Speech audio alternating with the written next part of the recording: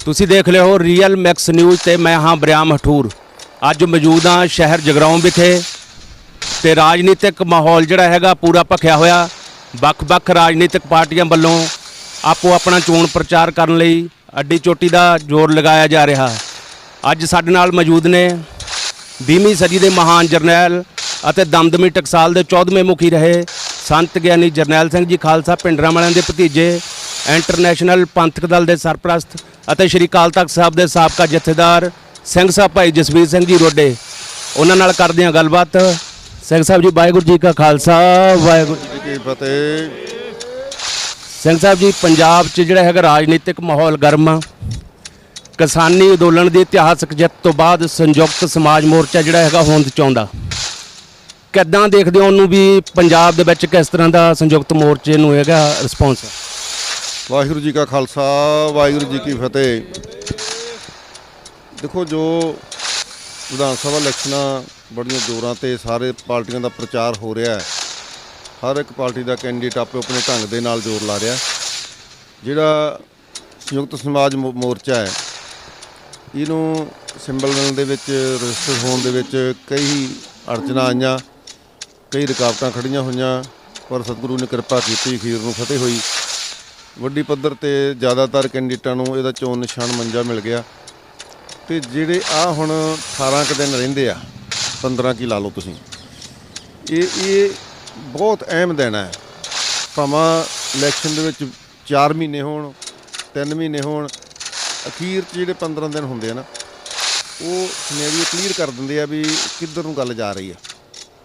ਅਸੀਂ ਪੰਜਾਬ ਦੇ ਵਿੱਚ ਘੁੰਮੇ ਹਾਂ ਅਤੇ ਜਿੱਥੇ ਜਿੱਥੇ ਵੀ, ਕਿਉਂਕਿ ਪੰਜਾਬ ਦੇ ਲੋਕਾਂ ਨੇ ਜਿਹੜਾ ਦਿੱਲੀ ਦੇ ਵਿੱਚ ਸੰਘਰਸ਼ ਹੋਇਆ ਨਾ, ਉਹਨੂੰ ਸਪੋਰਟ ਵੀ ਕੀਤੀ ਆ। ਅਤੇ ਔਰ ਲੋਕ ਬੜੇ ਸਿਆਣੇ ਆ, ਉਹ ਸਮਝਦੇ ਆ ਕਿ ਇਹ ਇਕੱਲਾ ਖੇਤੀ ਦਾ ਮਸਲਾ ਨਹੀਂ ਸੀ। ਇਹ ਜੋ ਬਹੁਤ ਵੱਡਾ ਸੰਘਰਸ਼ ਲੜਿਆ ਗਿਆ ਹੈ, ਇਹ ਖੇਤੀ ਨਾਲ ਵੀ ਸੰਬੰਧਿਤ ਸੀ, ਇਹ ਵਪਾਰੀਆਂ ਨਾਲ ਵੀ ਸੰਬੰਧਿਤ ਸੀ, ਇਹ ਮਜ਼ਦੂਰਾਂ ਨਾਲ ਵੀ ਸੰਬੰਧਿਤ ਸੀ। ਜੇ ਕਾਰਪੋਰੇਟ ਲੋਕ ਜਿਨ੍ਹਾਂ ਦਾ ਘਰਾਓ ਨਾ ਕੀਤਾ ਜਾਂਦਾ, ਤਾਂ ਜਿਹੜੀਆਂ ਕਰਿਆਨੇ ਦੀਆਂ ਛੋਟੀਆਂ ਦੁਕਾਨਾਂ ਹੈ, ਰੇਹੜੀਆਂ ਹੈ, ਇਹਨਾਂ 'ਤੇ ਬਹੁਤ ਵੱਡੀ ਮਾਰ ਸੀ। ਇਹ ਸਾਰੇ ਲੋਕ ਸਮਝਦੇ ਆ ਕਿ ਸਾਡੇ ਸਾਰਿਆਂ ਦੇ ਵਿਚਾਲੇ ਜਿਹੜਾ ਕਿਸਾਨਾਂ ਨੇ ਬਹੁਤ ਵੱਡਾ ਮੋਰਚਾ ਲਾ ਕੇ 1 ਸਾਲ ਤੋਂ ਕੁਝ ਦਿਨ ਉੱਪਰ ਇਹ ਦਿੱਲੀ ਦੀਆਂ ਬਰੂਹਾਂ 'ਤੇ ਡਟੇ ਰਹੇ, ਇਹ ਸਾਰਿਆਂ ਨੇ ਮਗਰ ਸਪੋਰਟ ਵੀ ਕੀਤੀ, ਤਾਂ ਹੀ ਇਹ ਮੋਰਚਾ ਫਤਿਹ ਹੋ ਸਕਿਆ। ਅਤੇ ਬਾਕੀ ਜਿਹੜੀਆਂ ਪਾਰਟੀਆਂ ਉਹ ਸਾਰਿਆਂ ਨੇ ਅਜਮਾਈਆਂ, ਵੇਖੀਆਂ। ਜਿਹੜੇ ਹੁਣ ਦਾਅਵੇ ਵੀ ਕਰਦੇ, ਵੱਡੇ ਵੱਡੇ ਵਾਅਦੇ ਕਰਦੇ ਵੀ ਐਂ ਕਰਾਂਗੇ, ਲੋਕ ਉਹਨਾਂ ਨੂੰ ਪੁੱਛ ਰਹੇ ਆ ਵੀ ਤੁਸੀਂ ਪਹਿਲਾਂ ਵੀ ਸਰਕਾਰ 'ਚ ਕੋਈ 10 ਸਾਲ ਰਿਹਾ, ਕੋਈ 15 ਰਿਹਾ, ਕੋਈ 5 ਸਾਲ ਰਿਹਾ, ਪਹਿਲਾਂ ਤੁਸੀਂ ਕੀ ਕੀਤਾ? ਇਸ ਵਾਸਤੇ ਇਹਦਾ ਕੋਈ ਜਵਾਬ ਨਹੀਂ। ਆਉਣ ਵਾਲੇ ਸਮੇਂ 'ਚ ਕਹਿੰਦੇ ਅਸੀਂ ਐਂ ਕਰਾਂਗੇ, ਐਂ ਕਰਾਂਗੇ। ਲੋਕ ਮਨ ਬਣਾਈ ਬੈਠੇ ਆ ਕਿ ਇੱਕ ਸਮਾਂ ਜਿਹੜਾ ਹੁਣ ਸਾਡੇ ਵਿੱਚੋਂ ਉੱਠੇ ਨੇ, ਕਿਸਾਨ, ਮਜ਼ਦੂਰ, ਵਪਾਰੀ, ਦੁਕਾਨਦਾਰ, ਮੁਲਾਜ਼ਮ, ਇਹ ਸਾਂਝੇ ਰੂਪ ਦੇ ਵਿੱਚ ਇਹਨਾਂ ਨੇ ਇੱਕ ਮੋਰਚਾ ਲਾਇਆ ਸੀ ਅਤੇ ਮੋਰਚਾ ਫਤਿਹ ਕੀਤਾ। ਇਹਨਾਂ ਨੂੰ ਸਮਾਂ ਦੇਣਾ ਚਾਹੀਦਾ ਤਾਂ ਕਿ ਇਹ ਪੰਜਾਬ ਦੇ ਵਿੱਚ ਬਹੁਤ ਵੱਡੀਆਂ ਸਮੱਸਿਆਵਾਂ ਹੈ। ਸਾਨੂੰ ਛੋਟੀਆਂ ਜਿਹੀਆਂ ਗੱਲਾਂ 'ਤੇ ਕੇਂਦਰਿਤ ਕਰ ਦਿੱਤਾ ਜਾਂਦਾ ਹੈ ਵੀ ਇੱਥੇ ਸ਼ਰਾਬ ਮਾਫੀਆ ਹੈ, ਇੱਥੇ ਰੇਤ ਮਾਫੀਆ ਹੈ, ਇੱਥੇ ਬਜਰੀ ਮਾਫੀਆ ਹੈ। ਅਸਲ ਵਿੱਚ ਬਹੁਤ ਸਾਰੇ ਜਾਲੀ ਬਿੱਲ ਬਣਾ ਕੇ ਜਿਹੜਾ ਰੈਵਨਿਊ ਹੈ ਪੰਜਾਬ ਦਾ, ਉਹ ਖਾਧਾ ਜਾਂਦਾ। ਹੁਣ ਬਹੁਤ ਸਾਰੇ ਸਟੇਟਾਂ ਦੇ ਵਿੱਚ ਨਾ ਪਾਣੀ ਹੈ, ਨਾ ਰੇਤਾ ਹੈ, ਬਹੁਤ ਸਾਰਿਆਂ ਦੀ ਸ਼ਰਾਬਬੰਦੀ ਵੀ ਹੈਗੀ ਹੈ, ਉਹ ਵੀ ਤਰੱਕੀ ਕਰ ਰਹੇ ਆ। ਪੰਜਾਬ ਵਰਗੀ ਸਟੇਟ ਜਿਹਦੇ ਲੋਕ ਮਿਹਨਤੀ ਹੈ, ਹੱਡ ਭੰਨਵੀਂ ਮਿਹਨਤ ਕਰਦੇ ਆ, ਉਹਦੇ ਉੱਪਰ 3 ਲੱਖ ਕਰੋੜ ਰੁਪਈਆ ਜਿਹੜਾ ਹੈ ਕਰਜ਼ਾ ਚੜ੍ਹ ਜਾਵੇ, ਕੋਈ ਗੱਲ ਨਹੀਂ ਕਰਦਾ। ਜਿਨ੍ਹਾਂ ਨੇ 25-25 ਸਾਲ ਸਰਕਾਰ ਭੋਗੀ ਆ, ਕਿਉਂ ਉਹ ਦੱਸਦੇ ਹੀ ਨਹੀਂ ਵੀ ਇਹ ਕਰਜ਼ਾ ਕਿਉਂ ਚੜ੍ਹ ਗਿਆ, ਕਿਉਂਕਿ ਇੱਥੇ ਕੋਈ ਪਲੈਨਿੰਗ ਹੀ ਨਹੀਂ ਬਣਾਈ ਗਈ।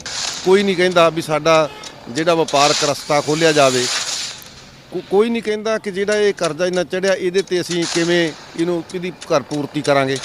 ਉਲਟਾ ਕਹਿੰਦੇ ਆ, ਕੋਈ ਕਹਿੰਦਾ ਅਸੀਂ ਹਰ ਔਰਤ ਨੂੰ 1000 ਰੁਪਈਆ ਦੇ ਦਿਆਂਗੇ, ਕੋਈ ਦੂਜਾ ਕਹਿੰਦਾ ਅਸੀਂ 2000 ਦੇ ਦਿਆਂਗੇ। ਵੀ ਕਿੱਥੋਂ ਦੇਵਾਂ? ਕੋਈ ਦੱਸਦਾ ਕਿੱਥੋਂ ਦੇਵਾਂਗੇ? ਇਸ ਕਰਕੇ ਲੋਕਾਂ ਨੂੰ ਲੁੱਟਣ ਦਾ ਇੱਕ ਰਾਹ ਬਣਾਉਂਦੇ ਆ ਵੀ ਤੁਸੀਂ ਸਾਡੀਆਂ ਗੱਲਾਂ 'ਚ ਆਓ, ਇੱਕ ਵਾਰੀ ਸਾਨੂੰ ਸਿੰਘਾਂ ਨੂੰ ਹੱਥ ਪੈ ਲੈਣ ਦਿਓ, ਫਿਰ ਤੁਹਾਡੀਆਂ 5 ਸਾਲ ਮਿੰਟਾਂ ਅਸੀਂ ਕਰਾਉਣੀਆਂ। ਇਸ ਵਾਸਤੇ ਲੋਕਾਂ ਨੇ ਹੁਣ ਮਨ ਬਣਾ ਲਿਆ। ਜਿਹੜੀ ਮੇਰੀ ਸੋਚ ਹੈ, ਮੈਂ ਨਹੀਂ ਕਹਿੰਦਾ ਕਿ ਜੋ ਕੁਝ ਮੈਂ ਕਹਿ ਰਿਹਾ ਇਹੀ ਲੋਹੇ 'ਤੇ ਲਕੀਰ ਹੈ, ਪਰ ਜੋ ਮੈਂ ਆਪਣੇ ਤਜਰਬੇ ਦੇ ਵਿੱਚੋਂ ਗੱਲ ਕਹਿ ਰਿਹਾ।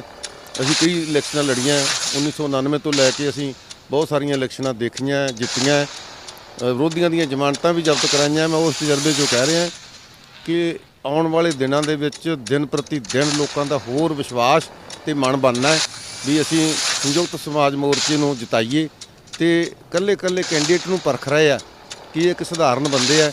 ਸਾਡਾ ਇੱਥੇ ਜਗਾਉਂ ਤੋਂ ਕੁਲਦੀਪ ਸਿੰਘ ਡੱਲਾ ਹੈ, ਜਿਹੜਾ ਧਰਮ ਪ੍ਰਚਾਰਕ ਵੀ ਹੈ, ਵਧੀਆ ਇਨਸਾਨ ਹੈ, ਪੜ੍ਹਿਆ ਲਿਖਿਆ ਵੀ ਹੈ।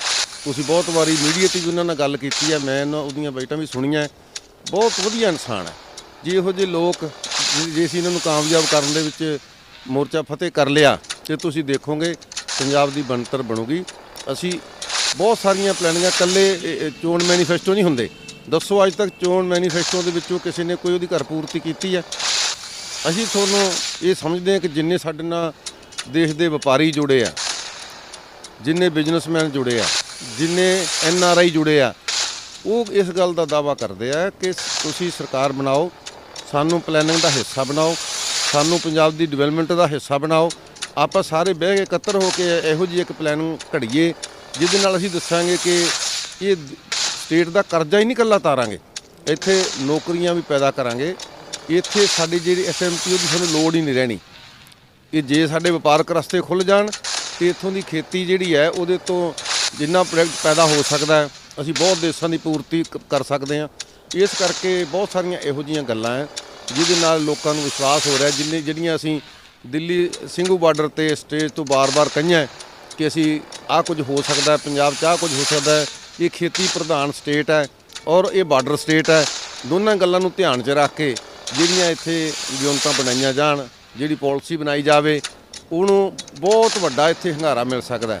ਇਹ ਜਾਣ ਬੁੱਝ ਕੇ ਲੋਕ ਜਿਹੜੇ ਆ ਨਾ, ਸਾਡਾ ਧਿਆਨ ਜਿਹੜੇ ਪੜ੍ਹੇ ਲਿਖੇ ਵੀ ਲੋਕ ਹੈ, ਜਿਹੜੇ ਮੈਂ ਇਹ ਕਹਿ ਲਵਾਂ ਕਿ ਇਕੱਲੇ ਖੇਤੀ 'ਤੇ ਨਹੀਂ ਜਾਂ ਇੰਜੀਨੀਅਰ ਡਾਕਟਰ ਨਹੀਂ, ਜਿਹੜੇ ਆਰਥਿਕ ਤੌਰ 'ਤੇ ਵੀ ਮਾਹਰ ਨੇ, ਉਹਨਾਂ ਦਾ ਧਿਆਨ ਵੀ ਉਸੇ ਪਾਸੇ ਲਿਜਾਂਦੇ ਆ ਜੀ ਇੱਥੇ ਸ਼ਰਾਬ ਮਾਫੀ ਹੈ ਤੇ ਇੱਥੇ ਬਜਰੀ ਮਾਫੀ ਹੈ। ਦੂਜੇ ਪਾਸੇ ਧਿਆਨ ਹੀ ਨਹੀਂ ਜਾਣ ਦਿੰਦੇ ਕਿ ਕਿੰਨਾ ਰੈਵਨਿਊ ਖਾ ਰਹੇ ਹਾਂ ਅਸੀਂ। ਅਕਾਲੀ ਦਲ ਦਾ ਦਾਅਵਾ, ਉਹ ਕਹਿੰਦੇ ਪੰਜਾਬ 'ਚ ਆਉਣ ਵਾਲੀ ਸਰਕਾਰ ਅਕਾਲੀ ਦਲ ਦੀ ਬਣੂਗੀ, CM ਹੋਣਗੇ ਸੁਖਬੀਰ ਬਾਦਲ। ਇਹ ਤਾਂ ਸੁਖਬੀਰ ਦੀ ਗੱਲ 'ਚ ਕਾਫੀ ਵਜਨ ਲੱਗਦਾ ਕਿਉਂਕਿ ਉਹਨੇ ਹੁਣ ਜਿਹੜੀ ਆ ਕਿਹੜੀ ਆ ਪਾਰਟੀ ਹੈਗੀ ਹੈ ਸ਼ਿਵ ਸੈਨਾ ਦੇ ਨਾਲ ਉਹਨੇ ਗੱਠਜੋੜ ਕਰ ਲਿਆ ਤੇ ਸ਼ਿਵ ਸੈਨਾ ਦੇ ਗੱਠਜੋੜ ਦੇ ਨਾਲ ਜਿਹੜਾ ਨੌਜਵਾਨ ਅਕਾਲੀ ਆ ਤੇ ਜਿਹੜੇ ਬਜ਼ੁਰਗ ਅਕਾਲੀ ਆ, ਜੇਲ੍ਹਾਂ ਕੱਟਣ ਵਾਲੇ ਅਕਾਲੀ ਆ, ਉਹ ਵਿਚਾਰੇ ਅੰਦਰ ਹੀ ਅੰਦਰ ਝੁਰ ਰਹੇ ਆ ਵੀ ਇਹਨੇ ਪਹਿਲਾਂ ਭਾਜਪਾ ਦੇ ਸੋਲੇ ਗਾਏ ਤੇ ਹੁਣ ਭਾਜਪਾ ਤੋਂ 2 ਕਦਮ ਅੱਗੇ ਚੱਲ ਗਿਆ। ਉਹ ਸ਼ਿਵ ਸੈਨਾ ਹੈ ਜਿਹਨੇ ਕਦੇ ਹਰ ਸ਼ਹਿਰ ਦੇ ਵਿੱਚ ਸੰਤ ਬਾਬਾ ਜਰਨੈਲ ਸਿੰਘ ਖਾਲਸਾ ਜੀ ਦੇ ਪੋਸਟਰ ਪਾੜੇ, ਅੰਮ੍ਰਿਤਸਰ ਦੇ ਵਿੱਚ ਗੁਰੂ ਰਾਮਦਾਸ ਮਹਾਰਾਜ ਦੇ ਪੋਸਟਰ ਪਾੜੇ, ਮਾਡਲ ਤੋੜਿਆ ਦਰਬਾਰ ਸਾਹਿਬ ਦਾ। ਉਹਦੇ ਨਾਲ ਫੋਟੋ ਖਿਚਾ ਕੇ ਬੜਾ ਖੁਸ਼ ਹੈ ਸੁਖਬੀਰ ਵੀ ਸੁਖਬੀਰ ਸਿੰਘ ਬਾਦਲ ਕਹਿੰਦਾ ਵੀ ਹੁਣ ਮੇਰੀ ਸਰਕਾਰ ਆਊਗੀ। ਵੀ ਪਹਿਲਾਂ ਤੇਰੀ ਜਦੋਂ ਸਾਰੇ ਤੁਸੀਂ ਇਕੱਠੇ ਸੀ ਤੇ ਉਦੋਂ ਤਾਂ ਤੁਸੀਂ 117 ਦੇ ਵਿੱਚੋਂ 14 ਸੀਟਾਂ ਜਿੱਤੀਆਂ। ਹੁਣ ਤੁਹਾਡੇ ਚੋਂ ਢੀਂਡਸਾ ਵੀ ਨਿਕਲ ਗਿਆ, ਹੁਣ ਤੁਹਾਡੇ ਚੋਂ ਰਵਿੰਦਰ ਵੀ ਨਿਕਲ ਗਿਆ, ਤਲਵੰਡੀ ਦਲ ਵੀ ਨਿਕਲ ਗਿਆ, ਟੌੜਾ ਪਰਿਵਾਰ ਵੀ ਨਿਕਲ ਗਿਆ, ਹੁਣ ਕੀ ਰਹਿ ਗਿਆ? ਬਰਨਾਲਾ ਪਰਿਵਾਰ ਵੀ ਨਿਕਲ ਗਿਆ, ਸੇਖਵਾ ਵੀ ਨਿਕਲ ਗਿਆ, ਕਾਲਾ ਵੀ ਨਿਕਲ, ਕੀ ਬਚਿਆ ਕੀ? ਇਸ ਕਰਕੇ ਇਕੱਲਾ ਉਹਦੇ ਬੋਰਡ ਪੜ੍ਹੋ, ਉਹਦੇ ਬੋਰਡ 'ਤੇ ਪੜ੍ਹਿਆ ਸੁਖਬੀਰ ਕਰੂਗਾ ਵਿਕਾਸ, ਕਿਤੇ ਲਿਖਿਆ ਵੀ ਅਕਾਲੀ ਦਲ ਵਿਕਾਸ ਕਰੂਗਾ? ਅਕਾਲੀ ਦਲ ਦਾ ਨਾਂ ਹੀ ਨਹੀਂ ਲੈਂਦਾ ਉਹ, ਕਿਉਂਕਿ ਅਕਾਲੀ ਦਲ ਤਾਂ ਹੁਣ ਸ਼ਿਵ ਸੈਨਾ 'ਚ ਮਿਲ ਗਿਆ। ਇਸ ਕਰਕੇ ਉਹ ਦਾਅਵਾ ਕੋਈ ਵੀ ਕਰ ਸਕਦਾ ਹੈ, ਡੈਮੋਕ੍ਰੇਸੀ ਹੈ, ਦਾਅਵੇ ਤੇ ਅਸੀਂ ਕਿੰਤੂ ਨਹੀਂ ਕਰਦੇ। ਪਰ ਇਹ 10 ਮਾਰਚ ਤੋਂ ਬਾਅਦ ਸਾਰਾ ਕੁਝ ਹੀ ਪਿਆਜ਼ ਨੰਗਾ ਹੋ ਜਾਣਾ, ਪਤਾ ਲੱਗ ਹੀ ਜਾਣਾ ਆਪਾਂ ਨੂੰ। ਬੀਤੇ ਦਿਨੀ ਭਾਈ ਬਲਵੰਤ ਸਿੰਘ ਰਾਜੋਆਣੂਆਂ ਵੱਲੋਂ ਵੀ ਜਿਹੜੀ ਹੈਗੀ ਅਕਾਲੀ ਦਲ ਨੂੰ ਸਪੋਰਟ ਦੇਣ ਦੀ ਜਿਹੜੀ ਗੱਲ ਕਹੀ ਗਈ ਆ, ਉਹਨੂੰ ਕਿਸ ਨਜ਼ਰੀਏ ਨਾਲ ਦੇਖਦੇ ਹੋ? ਦੇਖੋ, ਜਿਹੜਾ ਭਾਈ ਬਲਵੰਤ ਸਿੰਘ ਹੈ ਉਹ 28 ਸਾਲ ਤੋਂ ਜੇਲ੍ਹ 'ਚ ਹੈ। ਜਿਹੜੇ 28 ਸਾਲ ਪਹਿਲਾਂ ਜਿਨ੍ਹਾਂ ਨੇ ਜਿਹੜਾ ਅਕਾਲੀ ਦਲ ਦੇਖਿਆ, ਹੁਣ ਮੈਂ 8 ਸਾਲ ਜੇਲ੍ਹ 'ਚ ਰਿਹਾ। 8 ਸਾਲਾਂ ਜਿਹੜੀਆਂ ਜੇਲ੍ਹ ਦੀਆਂ ਦੀਵਾਰਾਂ ਹੈ ਉਹ ਕੱਟ ਦਿੰਦੀਆਂ ਬਾਹਰੀ ਸਮਾਜ ਨਾਲੋਂ। ਹੁਣ ਤਾਂ 28 ਸਾਲ ਹੋ ਗਏ ਔਰ ਫਾਂਸੀ ਕੋਠੀ ਦੇ ਵਿੱਚ ਹੋ ਗਏ। ਉਹ ਨਹੀਂ ਸਮਝਦਾ ਕਿ ਉਹ ਸਮਝਦਾ, ਉਹਦੇ ਦਿਮਾਗ ਦੇ ਵਿੱਚ ਹੈ ਕਿ ਜਿਹੜਾ ਅਕਾਲੀ ਦਲ ਹੈ ਉਹ ਖੁੱਲ੍ਹਾ ਦਾੜਾ ਹੈ, ਉਹਦੇ ਕਿਰਪਾਨ ਪਾਈ ਹੈ, ਉੱਪਰ ਦੀ ਗਾਤਰਾ ਹੈ, ਗਲ 'ਚ ਪਰਨਾ ਪਾਇਆ, 3 ਫੁੱਟੀ ਕਿਰਪਾਨ ਫੜੀ ਹੋਈ ਹੈ, ਉਹ ਸੱਚ ਬੋਲਦਾ ਹੈ, ਉਹਦੇ ਝੋਲੇ 'ਚ ਇੱਕ ਸ਼ਹਿਰਾ ਪਰਨਾ ਹੈ। ਜਦੋਂ ਵੀ ਕੋਈ ਸੰਘਰਸ਼ ਦੀ ਲੋੜ ਪਈ ਜੇਲ੍ਹ ਵਾਸਤੇ ਤਿਆਰ ਹੈ। ਪਰ ਉਹਨੂੰ ਪਤਾ ਨਹੀਂ ਕਿ ਅੱਜ ਦਾ ਅਕਾਲੀ ਦਲ ਜਿਹੜਾ ਸੁਖਬੀਰ ਬਾਦਲ ਦਾ ਅਕਾਲੀ ਦਲ ਹੈ, ਉਹ ਘੋਨਿਆਂ ਮੋਨਿਆਂ ਦਾ ਅਕਾਲੀ ਦਲ ਹੈ, ਉਹ ਦਾੜੀਆਂ ਕੱਟਿਆਂ ਵਾਲਿਆਂ ਦਾ ਅਕਾਲੀ ਦਲ ਹੈ, ਉਹ ਸ਼ਰਾਬੀਆਂ ਦਾ ਅਕਾਲੀ ਦਲ ਹੈ। ਅਸੀਂ ਉਹਨੂੰ ਸਮਝਾ ਕੇ ਥੱਕ ਗਏ ਵੀ ਤੂੰ ਬਾਕੀ ਗੱਲਾਂ ਛੱਡ, ਤੂੰ ਆਪਣੀ ਦਾੜੀ ਖੋਲ੍ਹ ਕੇ ਕਿਰਪਾਨ ਉੱਪਰ ਦੀ ਕਰ, ਗਲ 'ਚ ਪਰਨਾ ਪਾ। ਇੱਕ ਸੰਤ ਫਤਿਹ ਸਿੰਘ ਤੋਂ ਲੈ ਕੇ ਮਾਸਟਰ ਤਾਰਾ ਸਿੰਘ ਤੋਂ ਲੈ ਕੇ ਕਿੱਥੇ ਅਕਾਲੀ ਦਲ ਦੇ ਪ੍ਰਧਾਨ ਰਹੇ ਆ।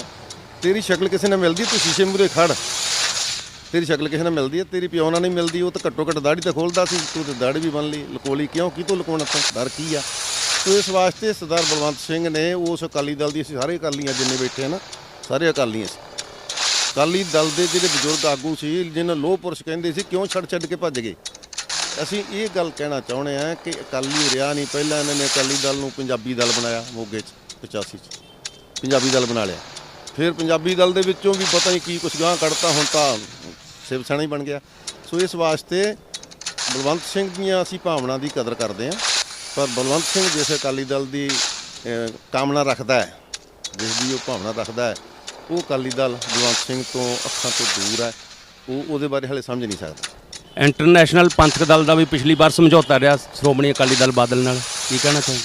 ਅਸੀਂ ਉਹਦੇ ਨਾਲ ਅਲਾਇੰਸ ਕੀਤਾ ਸੀ ਕੁਝ ਗੱਲਾਂ ਤੇ ਜਿਹੜੀਆਂ ਜ਼ਿਆਦਾ ਧਾਰਮਿਕ ਸੀ, ਜਿਵੇਂ ਕਾਲੀਆਂ ਸੂਚੀਆਂ ਸੀ, 1984 ਦੇ ਸ਼ਹੀਦਾਂ ਦੀ ਯਾਦ ਕਰਦਾ ਸੀ, ਕੈਲੰਡਰ ਦਾ ਸੀ, ਫੋਟੋਆਂ ਲਾਉਣ ਦਾ ਸੀ ਸ਼ਹੀਦਾਂ ਦੀਆਂ, ਇਹੋ ਜਿਹੀਆਂ ਗੱਲਾਂ ਦਾ ਸਾਡਾ ਉਹਦੇ ਨਾਲ ਅਲਾਇੰਸ ਸੀ। ਅਸੀਂ ਡਟ ਕੇ ਉਹਦੀ ਮਦਦ ਕੀਤੀ ਔਰ ਥਾਂ ਤੇ ਜਿੱਥੇ ਸੰਤ ਸਮਾਜ ਇਕੱਠਾ ਹੁੰਦਾ ਰਿਹਾ ਅਸੀਂ ਬੈਠਦੇ ਰਹੇ।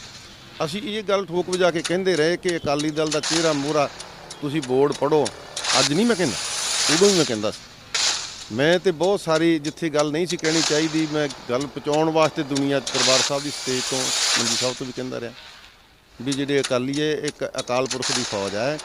ਤੁਸੀਂ ਅੰਮ੍ਰਿਤਸਰ ਸਾਹਿਬ ਤੋਂ ਚੱਲ ਜਾਓ ਤੇ ਤੁਸੀਂ ਰਾਜਪੁਰੇ ਤੱਕ ਜਾਓ, ਤੁਹਾਨੂੰ ਬੋਰਡ ਲੱਗੇ ਮਿਲਣਗੇ, ਆਹ ਬਿੱਟੂ ਹੈ ਜੀ, ਆਹ ਕਿੱਟੂ ਹੈ, ਆਹ ਮਿੰਟੂ ਹੈ, ਆਹ ਬੋਨੀ ਹੈ, ਆਹ ਰੋਜੀ ਹੈ, ਕੋਈ ਤੁਹਾਨੂੰ ਸਰਦਾਰ ਦਾ ਨਾਂ ਨਹੀਂ ਮਿਲੇਗਾ। ਸੋ ਇਹ ਅਸੀਂ ਨਾਂ ਕਿਉਂ ਖਤਮ ਕਰਤੇ? ਅਸੀਂ ਉਹ ਕਹਿੰਦੇ ਰਹੇ ਵੀ ਤੂੰ ਹੌਲੀ ਅਕਾਲੀ ਦਲ ਦਾ ਮਲੀਆ ਮੇਟ ਕਰ ਰਿਹਾ, ਉਹਨੂੰ ਭੁਗਤਣਾ ਪਿਆ ਤੇ 10 ਤੱਕ ਹੋਰ ਭੁਗਤਣਾ ਪਊ, 10 ਮਾਰਚ ਨੂੰ ਵੇਖ ਲਾਂਗੇ। ਆਮ ਆਦਮੀ ਪਾਰਟੀ ਵੱਲੋਂ ਜਿਹੜਾ ਹੈਗਾ ਭਗਵੰਤ ਮਾਨ ਨੂੰ ਸੀਐਮ ਦਾ ਚਿਹਰਾ ਅਨਾਉਂਸ ਕੀਤਾ ਜਾਂਦਾ, ਕਿਸ ਨਜ਼ਰੀਏ ਨਾਲ ਦੇਖਦੇ ਹੋ? ਦੇਖੋ, ਹਰ ਪਾਰਟੀ ਨੇ ਕੋਈ ਨਾ ਕੋਈ ਚਿਹਰੇ ਨੂੰ ਸੀਐਮ ਦੇ ਤੌਰ ਤੇ ਉਭਾਰਨਾ, ਕੋਈ ਮਾੜੀ ਗੱਲ ਨਹੀਂ। ਉਹਨਾਂ ਨੇ ਉਹਦਾ ਐਮਪੀ ਹੈ, ਉਹਦਾ ਐਮਪੀ ਹੋਣ ਕਰਕੇ ਉਹਨੇ ਅਕਾਲੀ ਦਲ ਆਪ ਆਦਮੀ ਦਾ ਜਿਹਦਾ ਚਿਹਰਾ ਭਗਵੰਤ ਮਾਨ ਦਾ ਨਾਂ ਲਿਆ ਹੈ। ਪਰ ਜਦੋਂ ਤੁਸੀਂ ਆਮ ਤੌਰ ਤੇ ਕੇਜਰੀਵਾਲ ਦੀ ਗੱਲ ਕਰੋਗੇ ਨਾ, ਕੇਜਰੀਵਾਲ ਦਾ ਥੋੜ੍ਹੇ ਦਿਨ ਪਹਿਲਾਂ ਇਹ ਸੀਗਾ ਕਿ ਜੇ ਸਾਡੀ ਸਰਕਾਰ ਬਣ ਗਈ, ਦਿੱਲੀ ਦੇ ਵਿੱਚ ਪਾਣੀ ਦੀ ਸਮੱਸਿਆ ਖਤਮ ਹੋ ਜਾਊ। ਕਿੱਥੋਂ ਆਊਗਾ ਪਾਣੀ? ਪੰਜਾਬ 'ਚੋਂ। ਹੁਣ ਵੀ ਪੰਜਾਬ 'ਚੋਂ ਜਾ ਰਿਹਾ, ਪਰ ਜਿਹੜੀ ਹਾਲੇ ਸਮੱਸਿਆ ਹੈਗੀ ਨਾ, ਉਹਨੂੰ ਦੂਰ ਕਰਨ ਵਾਸਤੇ ਹੋਰ ਪੰਜਾਬ ਦਾ ਪਾਣੀ ਲਾਊਗਾ। ਸੋ ਇਸ ਵਾਸਤੇ ਇਹੋ ਜਿਹੀਆਂ ਕਈ ਗੱਲਾਂ ਹੈ। ਦਿੱਲੀ 'ਚ ਉਹਦੀ ਸਟੇਟਮੈਂਟ ਵੱਖਰੀ ਆ, ਪੰਜਾਬ 'ਚ ਉਹਦੀ ਸਟੇਟਮੈਂਟ ਵੱਖਰੀ ਆ। ਜਿਹੜਾ ਉਹ ਮਾਡਲ ਕਹਿੰਦਾ ਸੀ, ਜੇ ਇੰਨਾ ਹੀ ਉਹਦੇ ਕੋਲ ਵਧੀਆ ਮਾਡਲ ਸੀ ਤੇ ਉਹ 20-22 MLA ਪਿਛਲੀ ਵਾਰੀ ਜਿੱਤ ਗਏ ਸੀ ਤੇ ਉਹ ਅੱਧੋ-ਅੱਧੀ ਹੋ ਗਏ, ਅੱਧੇ ਛੱਡ ਗਏ, ਅੱਧੇ ਭੱਜ ਗਏ, ਉਹਨਾਂ ਨੂੰ ਨਹੀਂ ਸੰਭਾਲ ਸਕਿਆ। ਹੁਣ ਦੇ ਕੋਲ ਕੋਈ ਅਲਟਰਨੇਟਿਵ ਬਚਿਆ ਹੀ ਨਹੀਂ ਸੀ ਕਿ ਉਹ ਭਗਵੰਤ ਮਾਨ ਨੂੰ ਸੀਐਮ ਦਾ ਚਿਹਰਾ ਐਲਾਨ ਕਰਦਾ। ਇਹਦੇ ਤੋਂ ਬਿਨਾਂ ਉਹਦੇ ਕੋਲ ਕੋਈ ਬਦਲ ਨਹੀਂ ਸੀਗਾ। ਅਦਰਵਾਈਜ਼ ਉਹ ਚਾਹੁੰਦਾ ਹੀ ਨਹੀਂ ਕਿ ਮੈਂ ਕਿਸੇ ਸਿੱਖ ਨੂੰ ਉਭਾਰਾਂ, ਨਹੀਂ ਤੇ ਇੱਥੇ ਛੋਟੇਪੁਰ ਕਿਉਂ ਜਾਂਦਾ, ਗਾਂਧੀ ਕਿਉਂ ਜਾਂਦਾ, ਇੱਥੇ ਹਰਿੰਦਰ ਸਿੰਘ ਖਾਲਸਾ ਕਿਉਂ ਪਾਸੇ ਹੁੰਦਾ। ਵਧੀਆ ਲੋਕ ਇਹਦੇ ਕੋਲ ਚੱਲ ਗਏ ਸੀ। ਇਸੇ ਤਰ੍ਹਾਂ ਸੰਧੂ ਸਾਹਿਬ ਸੀ ਪੱਤਰਕਾਰ, ਸੋ ਇਹ ਚੰਗੀ ਸੋਚ ਵਾਲੇ ਬੰਦੇ ਵੀ ਆਪ ਵਾਲੇ ਗਏ ਸੀ। ਕਿਉਂ? ਮੈਂ ਇਹ ਵੀ ਦੱਸਣਾ ਚਾਹੁੰਦਾ ਗਏ ਕਿਉਂ ਸੀ। ਇੱਕ ਪਾਸੇ ਕਾਂਗਰਸ ਸੀ, ਇੱਕ ਪਾਸੇ ਸੁਖਬੀਰ ਦਲ ਸੀ। ਜਦੋਂ ਇੱਥੇ ਇਹਨਾਂ ਦਾ ਲੱਗਾ ਕਿ ਇੱਥੇ ਚੰਗੀ ਸੋਚ ਦੀ ਕਦਰ ਨਹੀਂ, ਉਹਨਾਂ ਸੋਚਿਆ ਕਿ ਹੁਣ ਅਸੀਂ ਆਪ ਵਾਲੀ ਪਾਰਟੀ ਜਾਈਏ ਤੇ ਸ਼ਾਇਦ ਉਹ ਸਾਡੀ ਕਦਰ ਕਰਨਗੇ। ਹੁਣ ਇੱਥੇ ਆ ਗਿਆ ਸੰਯੁਕਤ ਸਮਾਜ ਮੋਰਚਾ, ਸਭ ਨੇ ਉਹ ਪਾਸੇ ਛੱਡਤੇ। ਤੁਸੀਂ ਦੇਖਿਆ ਹੋਵੇ ਕਿ ਬਹੁਤ ਸਾਰੇ ਜਿਹੜੇ ਤਕੜੇ ਵਰਕਰ ਸੀ, ਇਹਨਾਂ ਦੇ ਭੱਜ ਕੇ ਇੱਧਰ ਆਏ ਵੀ ਅਸੀਂ ਤੁਹਾਡੇ ਨਾਲ ਹਾਂ। ਇਹੀ ਕਾਰਨ ਹੈ ਕਿ ਉਹ ਸੰਯੁਕਤ ਸਮਾਜ ਮੋਰਚੇ ਦੀ ਸਰਕਾਰ ਵੇਖਣੀ ਚਾਹੁੰਦੇ ਆ, ਇਹਨਾਂ ਨੂੰ ਸਪੋਰਟ ਦੇਣੀ ਚਾਹੁੰਦੇ ਆ। ਸਾਰੇ ਦੌੜ ਕੇ ਭੱਜ ਕੇ ਆ ਰਹੇ ਆ। ਜਿਹੜਾ ਤੁਸੀਂ ਸਵਾਲ ਕੀਤਾ ਹੈ ਕਿ ਉਹਨਾਂ ਨੇ ਭਗਵੰਤ ਮਾਨ ਦਾ ਚਿਹਰਾ ਸੀਐਮ ਦੇ ਤੌਰ ਤੇ ਉਭਾਰਿਆ, ਇਹ ਉਹਨਾਂ ਦੀ ਪਾਰਟੀ ਦਾ ਫੈਸਲਾ ਹੈ, ਮੁਬਾਰਕ ਉਹਨਾਂ ਨੂੰ। ਕੈਪਟਨ ਅਮਰਿੰਦਰ ਸਿੰਘ ਦੇ 4.5 ਸਾਲ ਤੇ ਸੀਐਮ ਚੰਨੀ ਦੇ ਜਿਹੜੇ ਹੈਗੇ ਨੇ 6 ਮਹੀਨੇ, ਉਹਨੂੰ ਕਿਸ ਤਰ੍ਹਾਂ ਦੇਖਦੇ? ਇਹਦੇ ਤੇ ਮੈਂ ਕੋਈ ਕਮੈਂਟ ਨਹੀਂ ਕਰਨਾ ਚਾਹੁੰਦਾ। ਲੋਕਾਂ ਨੇ ਵੇਖਿਆ ਸਾਰਾ ਕੁਝ, ਮੇਰੇ ਕਹਿਣ ਦੀ ਲੋੜ ਨਹੀਂ। ਸੰਯੁਕਤ ਸਮਾਜ ਮੋਰਚਾ ਵੱਡੀ ਲੀਡ ਨਾਲ ਸਰਕਾਰ ਬਣਾਊਗਾ। ਦੇਖੋ, ਇਹ ਤੇ ਹਰ ਪਾਰਟੀ ਦਾ ਅੰਦਰ ਭਾਵਨਾ ਹੁੰਦੀ ਹੈ ਤੇ ਕਹਿਣ ਦੀ ਗੱਲ ਵੀ ਹੁੰਦੀ ਹੈ ਵੀ ਅਸੀਂ ਆਪਦੀ ਪਾਰਟੀ ਨੂੰ ਕਿਉਂ ਥੱਲੇ ਲਾ ਕੇ ਗੱਲ ਕਰੀਏ। ਪਰ ਤੁਸੀਂ ਮੇਰੇ ਤੋਂ ਬਿਨਾਂ ਕਿਸੇ ਪਿੰਡ ਦੇ ਪੰਚ ਨੂੰ, ਸਰਪੰਚ ਨੂੰ, ਲੋਕਾਂ ਨੂੰ ਸੱਥਾਂ 'ਚ ਜਦੋਂ ਇਹ ਗੱਲ ਪੁੱਛੋਗੇ ਨਾ ਵੀ ਇੱਥੇ ਸਰਕਾਰ ਕਿਹਦੀ ਬਣੂਗੀ, ਤੇ ਤੁਹਾਨੂੰ 80% ਲੋਕ ਇਹ ਕਹਿਣਗੇ ਕਿ ਇੱਥੇ ਸੰਯੁਕਤ ਸਮਾਜ ਮੋਰਚੇ ਦੀ ਸਰਕਾਰ ਬਣੂਗੀ। ਇਸ ਕਰਕੇ ਇਹ ਮੇਰੇ ਕਹਿਣ ਦੀ ਇਕੱਲੀ ਗੱਲ ਨਹੀਂ ਹੈਗੀ। ਉਹਨਾਂ ਸੱਥਾਂ ਦੇ ਵਿੱਚੋਂ ਜਿਹੜੀ ਉੱਭਰੀ ਆਵਾਜ਼ ਹੈ, ਉਹਨਾਂ ਦੇ ਆਧਾਰ 'ਤੇ ਮੈਂ ਵੀ ਕਹਿ ਰਿਹਾ ਕਿ ਇੱਥੇ ਬਹੁਤ ਵੱਡੀ ਗਿਣਤੀ 'ਤੇ ਸੰਯੁਕਤ ਸਮਾਜ ਮੋਰਚੇ ਦੀ ਸਰਕਾਰ ਬਣੂਗੀ। ਇਹ ਸਨ ਇੰਟਰਨੈਸ਼ਨਲ ਪੰਥਕ ਦਲ ਦੇ ਸਰਪ੍ਰਸਤ ਅਤੇ ਸ਼੍ਰੀ ਅਕਾਲ ਤਖਤ ਸਾਹਿਬ ਦੇ ਸਾਬਕਾ ਜਥੇਦਾਰ ਸਿੰਘ ਸਾਹਿਬ ਭਾਈ ਜਸਵੀਰ ਸਿੰਘ ਜੀ ਰੋਡੇ। ਜਗਰਾਉਂ ਤੋਂ ਰੀਅਲ ਮੈਕਸ ਲਈ ਬਰਿਆਮ ਹਠੂਰ ਦੀ ਵਿਸ਼ੇਸ਼ ਰਿਪੋਰਟ।